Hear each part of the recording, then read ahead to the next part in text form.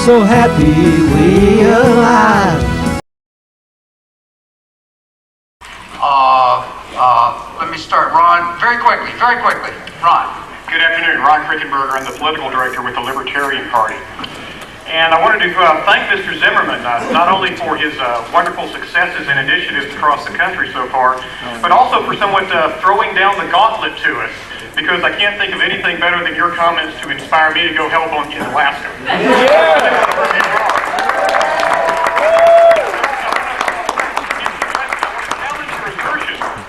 That we can only go as far as the people want to go. Because revolutions, whether in philosophy or science or politics, have also always been led by men of great vision and zeal, who have led the people and changed their minds. And within 6 months after pot is legal, half the people that were always against it are going to be saying that's the way it should have always been. That is how things work. And I'd like to, I have a question, Rod. I'd like to challenge you all to adopt the strategy of leading the leaders by threatening them with the loss of their job, refusing to give them their sanction anymore, and by saying that if they won't take a public stand for legalization, don't vote for them. And they'll lose their jobs if they take a different issue. Mr. Zimmerman, could you comment on that? Thank you. Question, sir, very quickly. Yeah, I just wanted to say that I speak at the 4th of July Hemp Festival Coalition Smokin' every year. And I find it one of the most rewarding things I do in my life. And I know that there's nothing that's going to bring harm to the drug reform movement happening at that 4th of July smoking. And the reason I know that is because there's never anybody there from the Washington Times or the Washington Post. If there was something bad happening there that would hurt the movement, it would be covered in the press. And see, in a little while, Ethan Nadelmann is going to come in here and speak, right? And I've had the privilege of hearing him speak 3 times recently, right? And I'm really looking forward to it. I'm going to enjoy it. But the problem is, I'm not the one who needs to hear Ethan Nadelmann speak. The people that need to hear Ethan Nadelmann speak are the 3,000 people that are going to be in Lafayette Park on the 4th of July. We're all motivated. Who's going to motivate them if not him and not the rest of us? Okay, Steve, quickly. I think you'll be the last one. I'm sure we need pollsters, we need paid political consultants.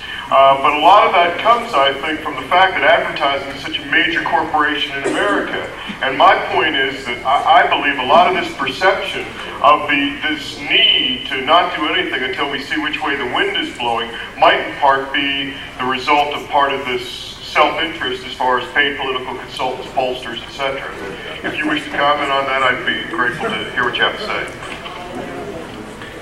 Well, if you want cheerleading, you're welcome to it.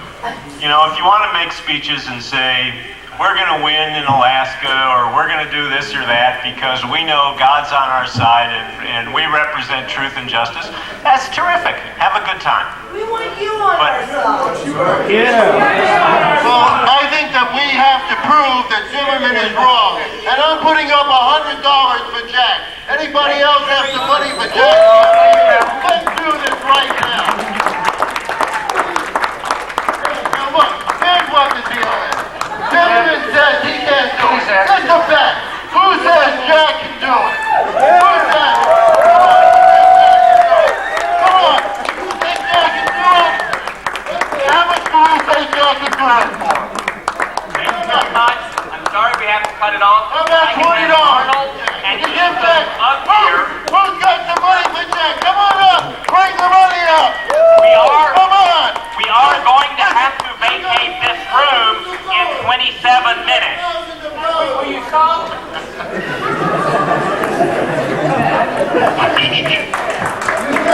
a great panel and a great debate, and we need to move on. And if Arnold and Ethan can come up here, I'm going to introduce them.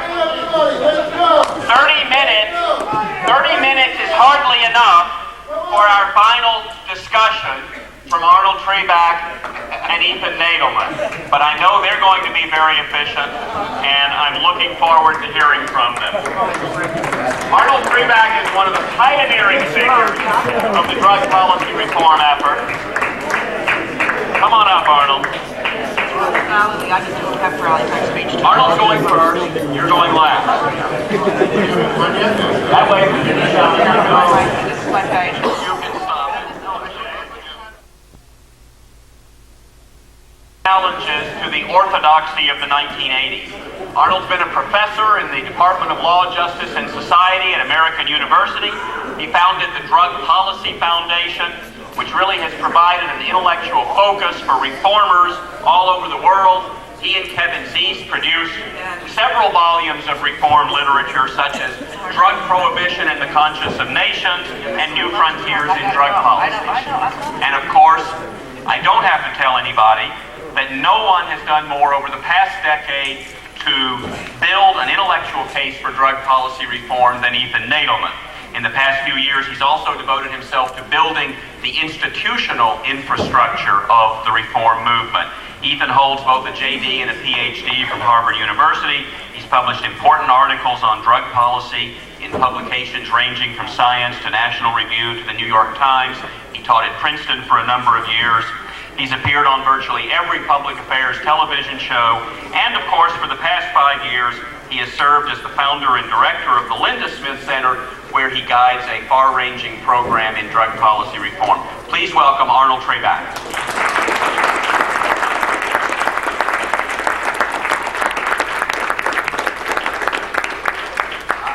I simply don't know how to follow the last panel.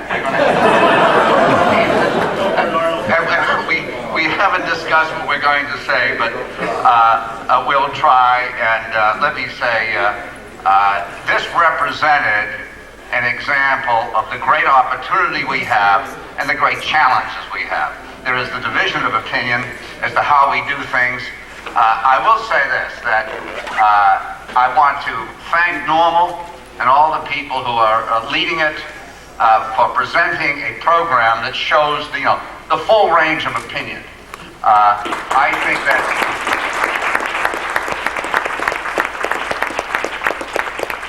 there was a lot of conflicting emotions shown here at the end. What you saw was reality. I think that Bill Zimmerman is right in a lot of the things he says. And I think that Jack Harrar is right in a lot of the things he says.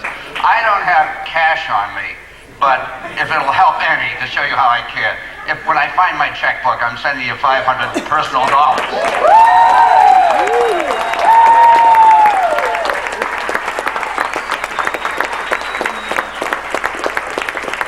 I see your latest address, though, okay? But I think, but you see the duality of it, right? Bill Zimmerman is not wrong. He's right. But also there's a couple of other things we have to think of. I have friends in the CIA. You know, they have me out there to talk to them periodically. And they listen. They listen. I'm not talking about the bosses. I'm talking about the analysts. And I once asked them, did anyone in the CIA ever predict that the Berlin Wall and the Soviet Union, the Soviet Empire, would fall without anyone firing a shot from our side? And they said, no one. If some analyst had predicted that, we would have put him in the loony bin. All right? Shortly before the Prohibition Amendment went into effect, okay? The congressman that is the repeal amendment went into effect in 1933. You all know this story. The congressman who had sponsored the Prohibition Amendment in like 1917, 1918, said there's as much chance of Prohibition being repealed as there is of a hummingbird flying to the moon with the Washington Monument tied to its tail. And in 3 months, Prohibition was dead. So, the duality here that we all must face. Bill Zimmerman is right and Jack Harrar is right. And somehow or other we've got to balance these things. I think what Bill is doing is magnificent. Of course, a lot of my former employees and students are out there, and he's getting the best help he can find, I guarantee you that.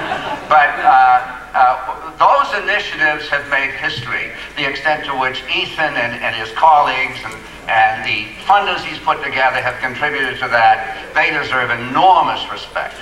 At the same time, we've got to face the fact that what Jack Harrar has done, the emotion